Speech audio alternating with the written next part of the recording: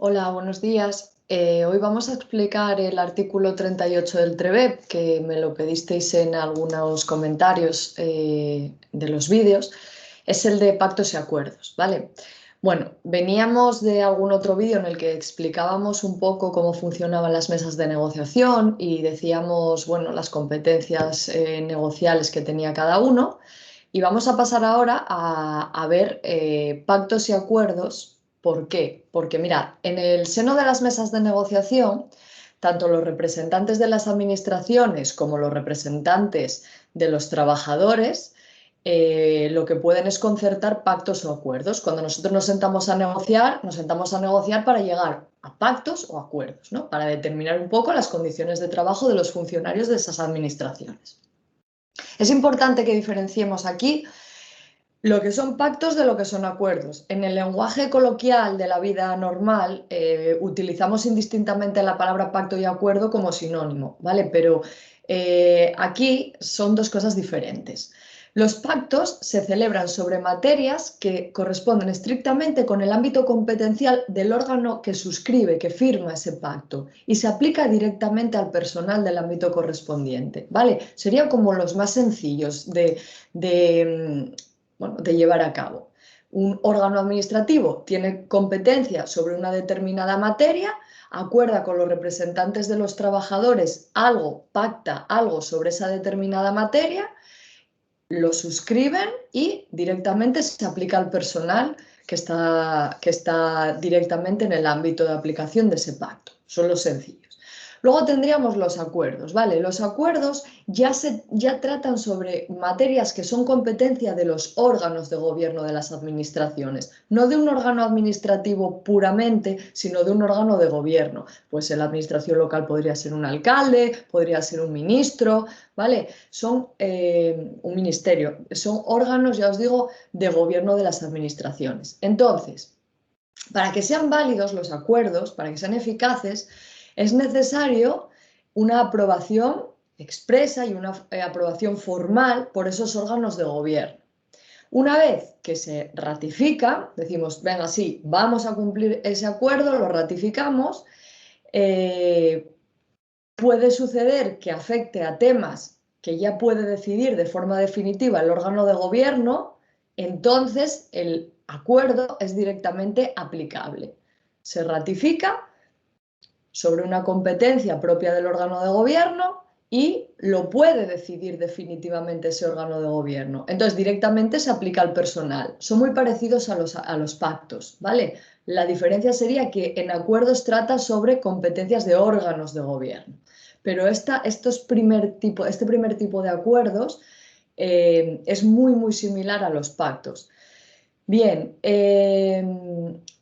puede darse el caso de que los acuerdos tratan sobre materias que están sometidas a reserva de ley. Es decir, un órgano de gobierno ratifica un acuerdo sobre una materia, pero esa materia tiene que estar regulada en una ley, está sometida a reserva de ley. Entonces, no puede decidir definitivamente el órgano de gobierno. Tendría que decidir definitivamente o las Cortes Generales o las asambleas legislativas de las comunidades autónomas, ¿vale? Entonces, este tipo de acuerdos no pueden tener eficacia directa. Tenemos que esperar a ver lo que dicen o las Cortes o las asambleas legislativas de las comunidades autónomas, ¿vale?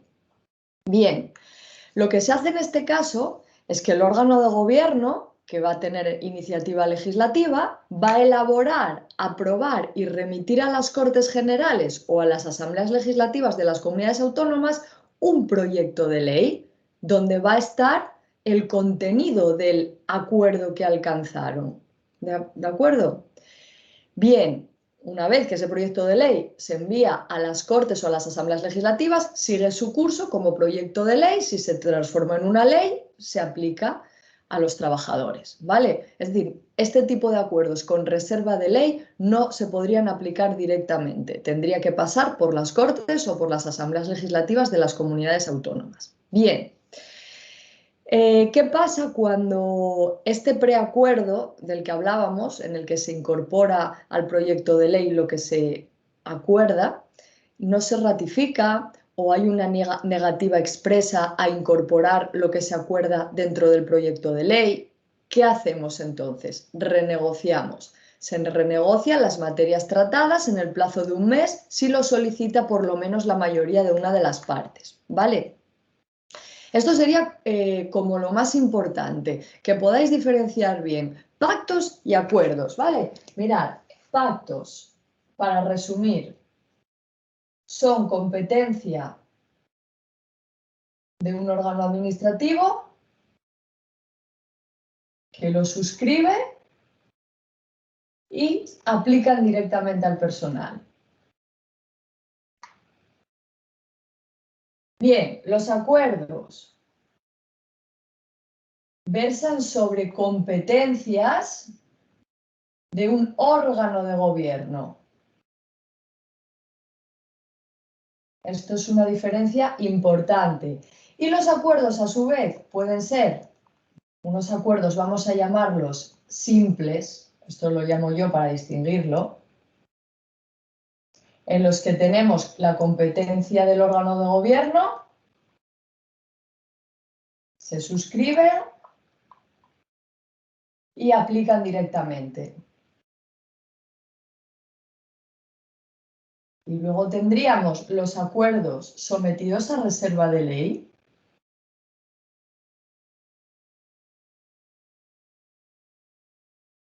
donde se hace como una especie de preacuerdo que se incorpora a un proyecto de ley y ese proyecto de ley se remite a las Cortes o a las asambleas legislativas de las comunidades autónomas para que lo tramiten, si llega a buen puerto se incorporen a una ley y se apliquen. O sea, estos no son directamente aplicables.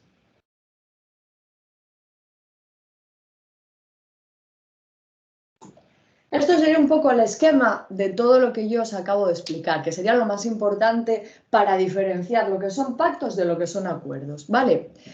Luego, es verdad que el artículo nos cuenta más cosas acerca de los pactos y acuerdos, un poco el contenido, nos tiene que decir las partes que los conciertan, lógicamente, el ámbito al que se va a aplicar, tanto personal como funcional, como territorial, como temporal, forma de preaviso, condiciones de denuncia. También es importante saber que se va a establecer un órgano que se llaman comisiones paritarias, que lo que va a hacer es controlar, es hacer un seguimiento de cómo luego se cumplen esos pactos y esos acuerdos. Van a tener una composición, unas funciones que las partes van a determinar. Los pactos y los acuerdos, ambas cosas, una vez que se ratifican, lógicamente hay que enviarlos a la oficina pública de cada administración. Se publica en el boletín oficial que corresponda para que todos lo conozcamos y en el supuesto de que no haya un acuerdo en la negociación, volvamos a renegociar, como os comentaba antes, en el plazo de un mes, no salga aquello adelante, agotamos ya procedimientos de solución extrajudicial de conflictos, igual acudimos a un mediador, a un árbitro y no llegamos a ningún fin, a buen puerto. ¿Qué ocurre? Que son los órganos de gobierno de las administraciones a los que le corresponderá establecer las condiciones de trabajo de los funcionarios. ¿Vale? Bien, tanto los pactos como los acuerdos que contengan materias y condiciones generales de trabajo que sean comunes a los funcionarios y al personal laboral, pues van a tener para cada uno los efectos que se prevean en la legislación de funcionarios en este artículo y en el Estatuto de los Trabajadores para el personal laboral. Los pactos y los acuerdos pueden establecer las propias reglas de juego y la propia estructura de cómo negociar. Esto sería un poco como cuando tenemos un juego de mesa y lo abrimos, lo primero con lo que nos encontramos es un papel donde están las instrucciones, ¿no?, a seguir. ¿Cómo se va a estructurar el propio juego? Bueno, pues dentro del pacto o del acuerdo se puede establecer también esta estructura de la negociación colectiva, fijar un poco las reglas que resolverían conflictos cuando a lo mejor haya una concurrencia entre las negociaciones de distinto ámbito, a ver qué criterios van a primar sobre otros. Bueno, ver un poco, como os cuento, las reglas del juego, ¿eh? Los pactos y los acuerdos se tiene que garantizar su cumplimiento, para eso se pacta o para eso se acuerda, salvo como siempre que haya una causa excepcional, grave, de interés público, porque tengamos una alteración sustancial de las circunstancias económicas, es decir, económicamente hablando, vayamos mal y los órganos de gobierno de las administraciones decidan o suspender o modificar el cumplimiento de esos pactos o acuerdos que ya habían firmado con anterioridad. ¿Lo van a poder suspender o modificar así como les venga en gana? No, en la medida estrictamente necesaria para proteger el interés público. Y, lógicamente, tienen que informar a las organizaciones sindicales de las causas de suspensión o de las causas de modificación del cumplimiento de ese pacto o de ese acuerdo. ¿Qué es que haya una causa grave de interés público derivada de una alteración sustancial de las circunstancias económicas? Que no haya dinero, ¿vale? Que no haya dinero para todo. Entonces, la administración, como no hay dinero, lo que hace es que tiene que adoptar una serie de medidas para ajustar, reequilibrar las cuentas, asegurar la estabilidad del presupuesto, corregir el déficit. Entonces, pues tiene que dejar de cumplir o suspender el cumplimiento de esos pactos y de esos acuerdos. Los pactos y acuerdos, salvo que se diga otra cosa, se van a prorrogar de año en año, siempre que ninguna de las dos partes lo denunciara expresamente. La vigencia del contenido de los pactos y acuerdos, una vez que termina la duración, se va a producir tal como se hubiera establecido en el propio pacto o en el propio acuerdo.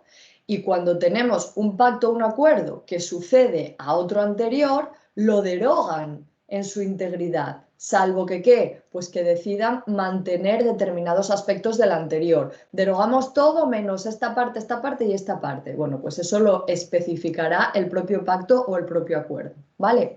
Bueno, espero que os haya servido la explicación, ya veis que es corta y sencilla y nada, nos vemos en el próximo vídeo, mucho ánimo, mucha fuerza y mucho estudio. ¡Feliz día!